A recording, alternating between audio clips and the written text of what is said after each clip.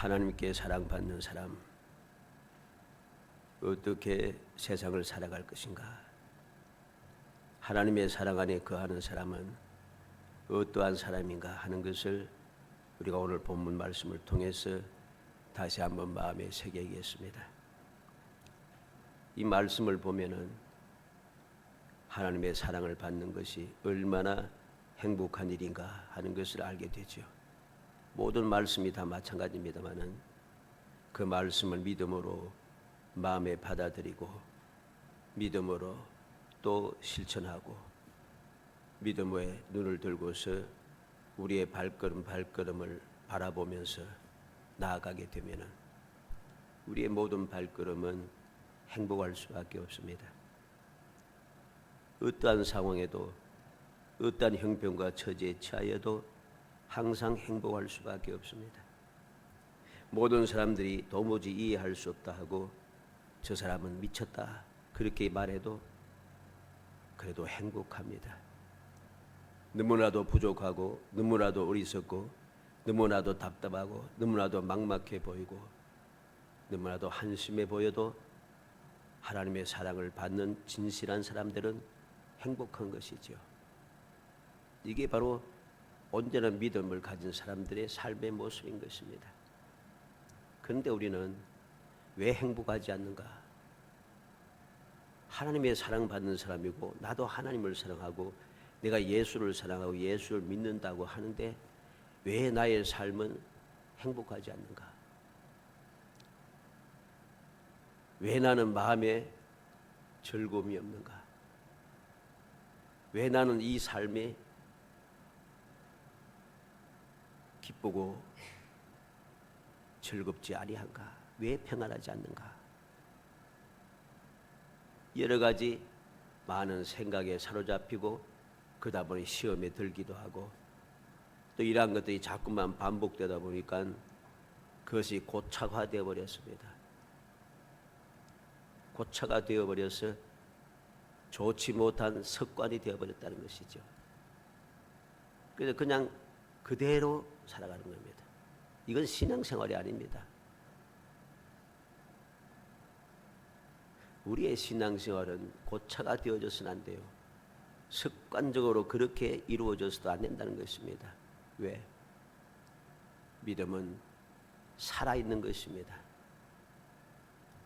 사랑도 살아있는 것입니다. 죽은 사랑은 사랑이 아니고 죽은 믿음은 믿음이 아닙니다. 온전한 믿음은 살아있어서 그리스도의 장성한 분량까지 자라가도록 끊임없이 힘쓴다는 거죠. 우리 연약한 우리가 주님의 장성한 분량까지 자라가기 위해서는 얼마나 힘쓰고 있어야겠습니까? 그 죽으면은 자라갈 수가 없는 거예요. 하나님께서 우리를 사랑하시는 그 사랑에 내가 도달하고 그 사랑을 내가 온전히 깨닫고 온전히 누리며 그 사랑을 내가 세상에서 실천하기 위해서는 얼마나 그 사랑에 대해서 내가 알아야 되겠습니까? 내 사랑이 죽은 사랑이 되면은 그 사랑에 도달할 수가 없어요. 하나님의 사랑은 어떠한 사랑입니까?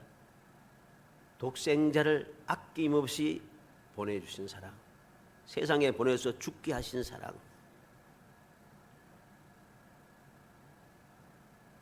예수 그리스도의 그 목숨이 우리의 목숨과는 비교조차 할 수 없는 것입니다. 그런데 그 존귀하신 예수 그리스도의 목숨을 죄로 인해 죽을 수밖에 없고 절대로 구원받을 수 없는 어리석고 미련하고 나약하고 한심한 나를 위해서 희생시켰다. 이 사랑을 무엇으로 비교할 수 있고 그 무슨 사랑과 내가 바꿀 수 있겠습니까? 도무지 감당할 수 없는 거예요. 그런데 그 사랑을 내가 받고 그 사랑을 깨닫고 그 사랑을 누리며 그 사랑을 행해야 되는 것이 신앙생활인데 이걸 하지 않고 있다. 당연히 행복하지 않죠. 어떻게 행복하겠습니까? 하나님은 기뻐하시고 즐거우십니다. 왜? 세상을 이처럼 사랑하셨기 때문입니다. 어느 정도 사랑했습니까? 독생자를 주셨으니 이는 저를 믿는 자마다 멸망치 않고 영생을 얻게 하려 함이라. 그렇게 사랑하셨어요. 행복합니다. 즐겁고 기쁩니다. 그 사랑을 깨닫고 예수를 믿어 구원받는 사람이 한 사람 두 사람 생기고 그 사람 믿음이 점점 자라가고 그 사랑이 점점 자라가서 주님을 닮아가는 것을 볼 때에 그 사랑을 전하고 그 복음을 전하면서 그 많은 영향력을 미치는 것을 볼 때에 하나님은 사랑하고 그 사랑이 기쁘고 즐거운 것입니다. 그래서 주님께서는 성경을 뭐라고 합니까? 기쁨을 이기지 못하여 하시며, 하나님께서 기쁨을 이기지 못하여 하신답니다. 주님께서 우리에게 어떠한 사랑을 베풀어 주셨습니까? 십자가의 그 수치를 개의치 아니하시고 장차 이룰 그 소망을 바라보면서 그 기쁨을 바라보면서 십자가에 달려 돌아가셨다. 우리는 십자가에 달려 돌아가셨다는 이야기를 너무 오랫동안 너무 많이 듣다 보니까 십자가에 달려 돌아가셨어? 저희도 십자가 안 있습니까? 보니까 아무것도 아닌 것 같아요. 아닙니다. 십자가에 달려 돌아간다는 것은 가장 흉악한 죄인들을 가장 흉악하게 죽이고 가장 부끄럽고 가장 수치스럽게 죽이는 형벌이 십자가 형벌입니다. 십자가에 달리면은 온몸을 빨가벗깁니다. 죽을 때까지 달아놓고 온 사람들이 오며 가면서 구경거리가 되게 하고 춤을 뱉고 돌을 던지고 합니다. 그 부끄러움을 예수님께서 개의치 아니하시고 나를 죄 사하고 구원하시기 위해서 그 십자가에 달려주셨다는 것입니다. 그런데 우리는 그 십자가를 지금 어떠한 생각을 가지고 지금도 말하고 생각하고 마음에 두고 있는지요? 십자가의 이야기를 잘 합니다. 그 십자가의 소중함을 우리는 잊어버렸습니다. 그 십자가의 사랑을 깨닫지 못하고 있습니다. 그 십자가의 행복함을 우리는 느끼지 못합니다. 그러다 보니 그 사랑을 잊고 그 존귀하신 하나님의 사랑을 잊고 믿음의 선물을 받았음에도 불구하고 이것의 소중함을 모르고 오늘도 우리는 변질된 믿음의 생활을 하게 되고 변질된 죽어버린 사랑의 삶을 살아가고 있다는 것이죠. 어떻게 그 신앙생활이 행복하겠습니까? 어떻게 그 신앙생활이 평안하겠습니까? 당연한 것입니다. 우리는 오늘 말씀을 통해서 기억해야 되겠습니다. 사랑이 무엇인가? 온전한 사랑이 무엇인가를 우리는 알아야 합니다. 그래서 오늘 말씀을 통해서 우리 모든 성도들이 온전한 사랑이 무엇인가를 다시 한번 되새기고 마음에 아로새겨서 그 사랑을 믿으며 그 사랑을 느끼고 그 사랑을 누리며 그 사랑을 행함으로 여러분들의 앞으로의 그 신앙생활이 그 무엇과도 비교할 수 없는 정말 행복이 샘솟아나는 복된 성도들이 되시기를 주의 이름으로 축복합니다. 17절 말씀에 보면 사랑이 온전히 이루어진다 그랬습니다. 17절에 이로써 사랑이 우리에게 온전히 이루어진 것은 그랬습니다. 사랑이 온전히 이루어졌다고 했습니다. 사랑이 온전히 이루어졌습니다. 그러면 사랑이 온전히 이루어진 것이 무엇이겠습니까? 어떻게 하면 사랑이 온전히 이루어진 것을 알 수 있겠어요? 사람의 지식과 사람의 경험과 세상의 방법으로 이걸 알 수가 없어요. 그래서 말씀을 봐야 되죠. 12절 말씀에 어느 때나 하나님을 본 사람이 없으되 만일 우리가 서로 사랑하면 하나님이 우리 안에 거하시고 그의 사랑이 우리 안에 온전히 이루어지느니라. 어떻게 사랑이 온전히 이루어져요? 하나님을 본 사람. 하나님을 본 사람이 없지만은 우리가 서로 사랑하면 하나님께서 우리 안에 거하시고 우리 안에 거하심으로 그 사랑이 우리 안에서 온전하게 이루어진다는 것입니다. 16절에 하나님이 우리를 사랑하시는 사랑을 우리가 알고 믿었노니 하나님은 사랑이시라. 사랑 안에 거하는 자는 하나님 안에 거하고 하나님도 그의 안에 거하시느니라. 결국은 무엇입니까? 내가 주님의 계명에 순종하여서 서로 사랑하게 되면은 우리의 그 사랑이 온전하게 된다는 사실입니다. 하나님의 사랑을 온전히 이루을 때에 비로소 우리의 신앙생활이 행복해지는 것입니다. 어떻게 행복해집니까? 첫째로 심판날에 담대하다는 것입니다. 17절 말씀, 이로써 사랑이 우리에게 온전히 이루어진 것은 우리로 심판날에 담대함을 가지게 하려 함이니 주께서 그러하신 것 같이 우리도 이 세상에서 그러하니라. 사랑이 온전하게 이루어지면은 심판날에 담대함을 가지게 한다 그랬습니다. 심판날에 담대함을 가질 수 있다면은 이 세상에서 내가 살아가는 때 어떤 일을 만나도 전혀 두려워할 게 없어요. 근심 걱정할 게 없습니다. 하나님의 심판대 앞에서도 내가 담대할 수 있는데 거리낄 것이 없는데 이 세상의 삶에 무슨 문제가 있겠습니까? 요한일서 2장 28절에 자녀들아 이제 그의 안에 거하라. 이는 주께서 나타나신 바 되면 그가 강림하실 때 우리로 담대함을 얻어 그 앞에서 부끄럽지 않게 하려 함이라. 예수 그리스도 안에 거하면 바로 주님께서 다시 오실 그때에, 주님께서 강림하실 그때에 우리가 담대함을 얻어서 그 앞에서 부끄러움을 당하지 않는다고 말씀하고 있는 것입니다. 어떻게 담대할 수 있습니까? 어떻게 담대할 수 있어요? 주님의 사랑에 거하면은 어떻게 담대할 수 있겠습니까? 해답이 바로 17절 하반절에 나타납니다. 주께서 그러하심과 같이 우리도 이 세상에서 그러하니라. 주님께서 그러하듯이 우리도 그러하다. 무슨 말입니까?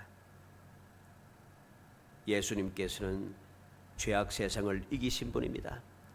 요한복음 16장 33절에 내가 세상을 이겨온노라 말씀하셨습니다. 세상을 이기신 예수님께서 내 안에 거하라, 내 안에서 평안을 누리게 하려 함이라고 말씀했습니다. 우리가 어떻게 담대함을 얻고 평안함을 얻으며 부끄럽지 않은 행복한 삶을 살 수 있는가? 죄악 세상을 이기신 주님을 믿고 의지하고 그 주님을 마음속에 모심으로 말미암아 가능해진 것입니다. 주께서 그러하심 같이, 주께서 세상을 이기신 것 같이 우리도 세상을 이기며 산다는 것이죠. 또 어떻게 담대합니까? 예수님께서는 사망을 이기신 분입니다.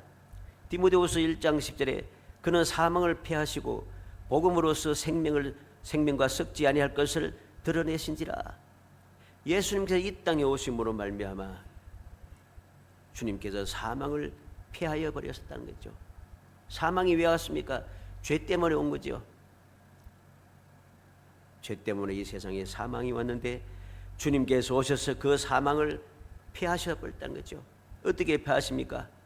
부활하셨습니다. 사흘 만에 부활하시고, 부활하신 주님께서 그 부활의 복음, 소망의 복음을, 우리의 생명과 썩지 아니할 것을 우리에게 드러내시면서 우리에게 그 복음을 전하여 주신 거죠. 그리고 제 아들에게, 예수를 믿는 믿음의 사람들에게 땅끝까지 이르러서 내 정인이 되라고 말씀하신 것이죠. 예수님께서 그러하신 것 같이 사망을 이기시고 부활하신 것 같이 우리도 사망을 이기고 부활할 수 있게 되었으므로 우리는 심판날에 담대할 수 있다는 사실입니다. 예수님께서는 우리는 어떻게 담대할 수 있습니까? 예수님께서는 심판주가 되시기 때문입니다. 요한복음 5장 22절에 아버지께서 아무도 심판하지 아니하시고 심판을 다 아들에게 맡기셨으니, 예수님께서 하신 말씀입니다. 모든 심판을 예수님께 다 맡겨버렸습니다. 그래서 심판의 주제 되신 분이 바로 예수님이십니다. 그러므로 그 예수를 믿고 그 예수를 사랑하는 자들은 주님께서 그러하신 같이 우리도 그러하여서 이 세상의 그 모든 어려움을 겪어내고 승리해내며 믿음을 끝까지 지키고 심판대 앞에 설 때 두려워할 필요가 없으신 거죠. 나를 사랑하시는 분, 나를 위해서 모든 것을 아낌없이 버려주신 분, 나를 위해서 다시금 부활하셔서 우리에게 소망을 주신 분, 그 놀라운 소망의 복음을 우리에게 전하여 주신 분, 바로 그 예수 그리스도께서 나의 구세주가 되기 때문이죠. 두 번째로, 우리의 온전한 사랑은 우리에게 무엇을 줍니까? 사랑 안에는 두려움이 없다 그랬습니다. 담대해지니까 두려움도 사라지겠죠. 18절에 보면 사랑 안에 두려움이 없고 온전한 사랑이 두려움을 내쫓나니 두려움에는 형벌이 있습니다. 두려워하는 자는 사랑 안에 온전히 이루지 못하였느니라. 온전한 사랑을 이루는 것, 온전한 사랑이 무엇인가? 두려움이 없는 것이라는 거죠. 두려움이 있는 사람은 아직도 사랑을 온전히 이루지 못했다는 것입니다.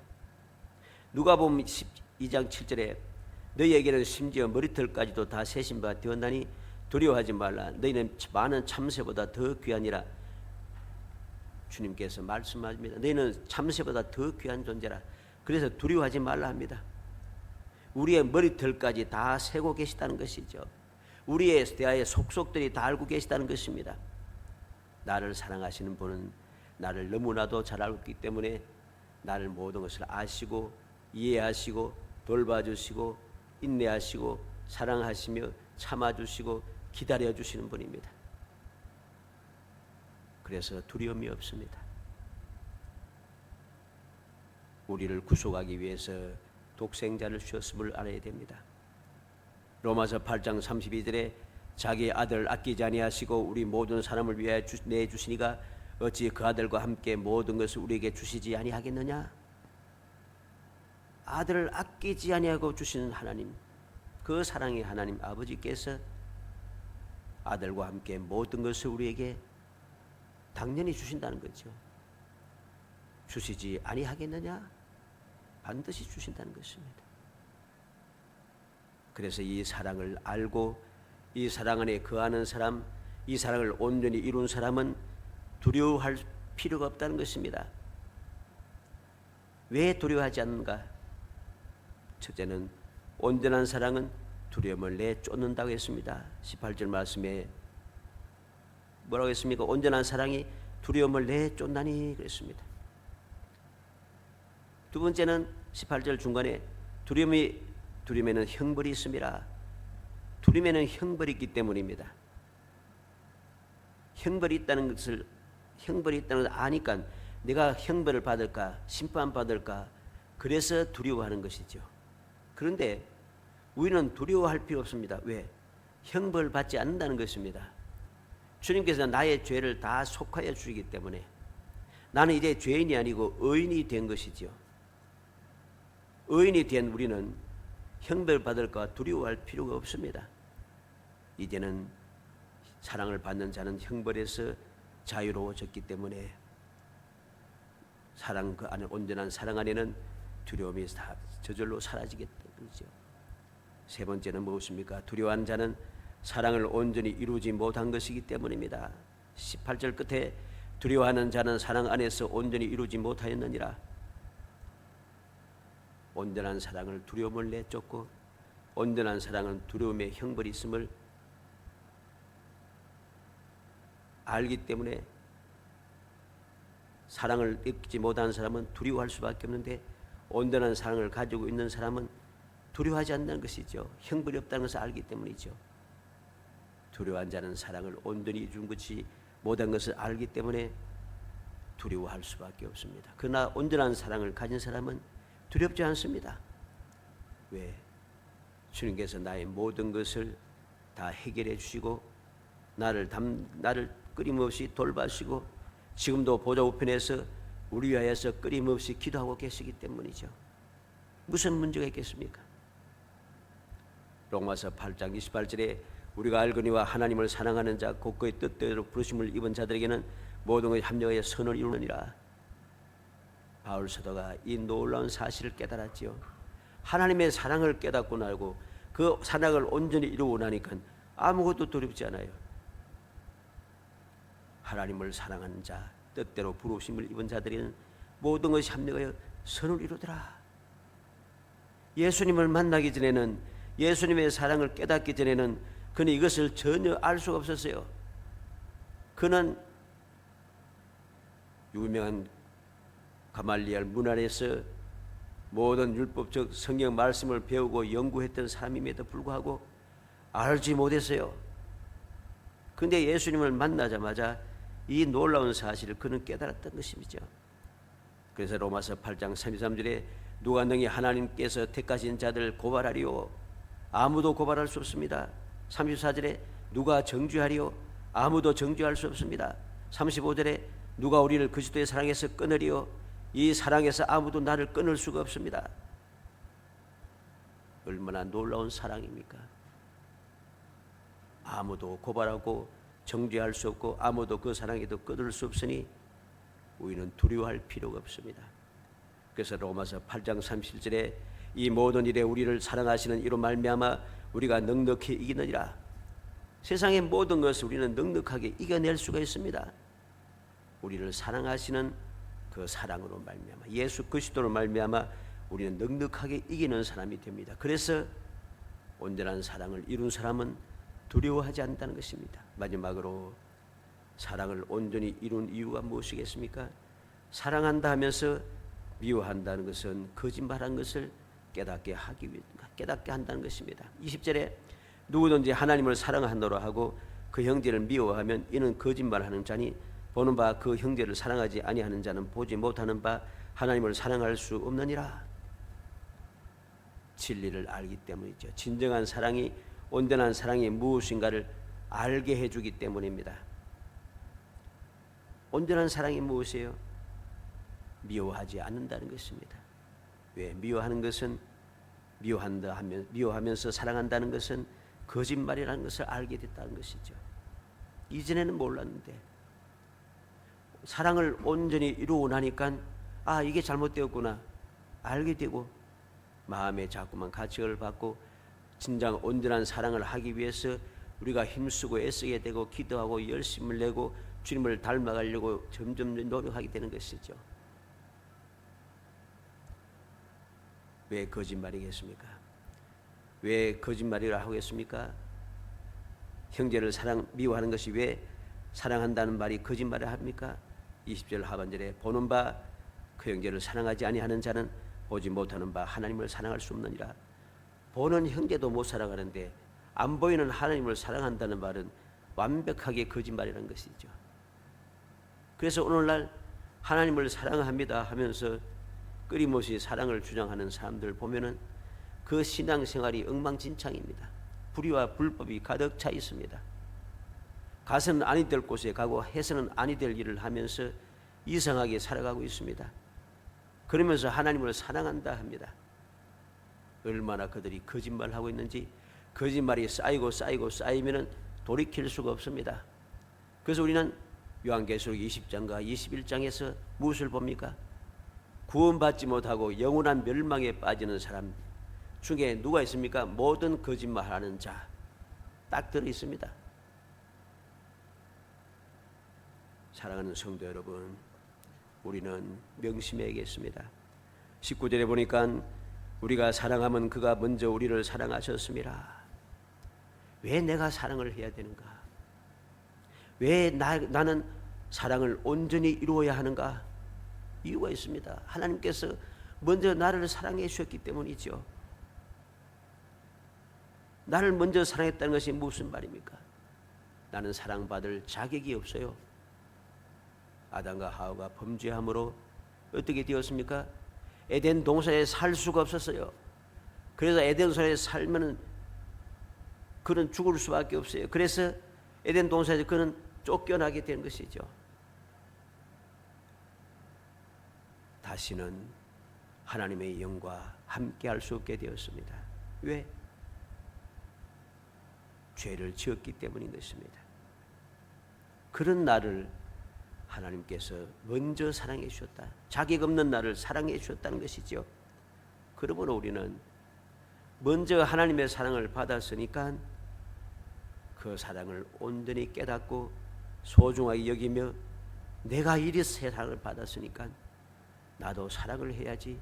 하나님께서 나를 사랑했던 이 사랑을 다른 사람이 더 베풀어야지 나도 더 많은 사랑을 받았는데 이 조그만 사랑을 내가 하지 못한다면 과연 내가 하나님의 사랑을 받은 사람으로서의 자격이 있는가 생각할 수밖에 없습니다. 21절에 우리가 이 계명을 주께 받았으니 하나님을 사랑하는 자는 또한 그 형제를 사랑할지니라. 왜 내가 형제를 사랑해야 되는가? 이 계명을 주께 받았으니 예수님께서 이 계명을 우리에게 주셨다는 것입니다. 예수님께서는 다른 여러 가지 계명을 이것저것 주지 않았어요. 딱 한 가지, 서로 사랑하라. 새 계명을 너에게 주노니 서로 사랑하라. 딱 한 가지 계명을 주었습니다. 내가 예수를 믿고 예수를 사랑한다면서 내가 믿는 예수, 내가 사랑하는 예수님께서 딱 한 가지 지키라고 주시는 그 계명을 내가 지키지 않는다면서 어떻게 믿는다고 하고 사랑한다 할 수 있겠습니까? 간절히 소원합니다. 우리 모든 성도들이 왜 내가 사랑해야 되는지, 왜 나는 사랑을 온전히 이루어야 하는지 다시 한번 마음에 새겨서 하나님께 나를 먼저 사랑하셨고 자기 없는 나를 사랑하셨고 나가 사랑하는 예수님께서 내게 딱 한 가지 계명을 주셨다는 것, 그래서 그 계명을 지키지 않을 수 없다는 것을 깨닫고 그 사랑을 끊임없이 실천하며 살아가서 여러분들의 사랑이 점점 온전해져서 여러분들이 이 세상의 신앙의 생활, 이 세상에 살아가는 삶이 끊임없이 행복하고 끊임없이 복되고 끊임없이 즐거운 삶이 되기를 주의 이름으로 축복합니다. 은혜 감사합니다. 사랑하여 주셔서 택하여 주시고 택한 저희들로 하여금 주님의 은혜를 기억하게 하시고 주님께서 내게 베풀어 주신 그 사랑, 내게 딱 한 가지 주신 그 계명을 기억하게 하시사 오늘도 그 사랑을 온전히 이루기 위하여 저희의 마음을 새롭게 하시고 일깨워 주시고 도와주심을 감사합니다. 믿음을 주옵소서. 진정한 사랑을 주옵소서. 그 사랑을 실천하게 하옵소서. 그 사랑을 온전히 이룰 수 있도록 능력의 장중에 붙들어 주옵소서. 끊임없이 감동하여 주옵소서. 그래 저희들의 사랑이 온전히 이루어져 언제 어디서 무엇을 하든지 항상 행복이 샘솟아나게 하시고 기쁨과 즐거움과 아버지 모든 평강의 삶이 끊임없이 솟아난 기적의 삶을 이어갈 수 있도록 은혜 주시기를 간절히 소원하옵고 예수님의 이름으로 기도합나이다. 아멘.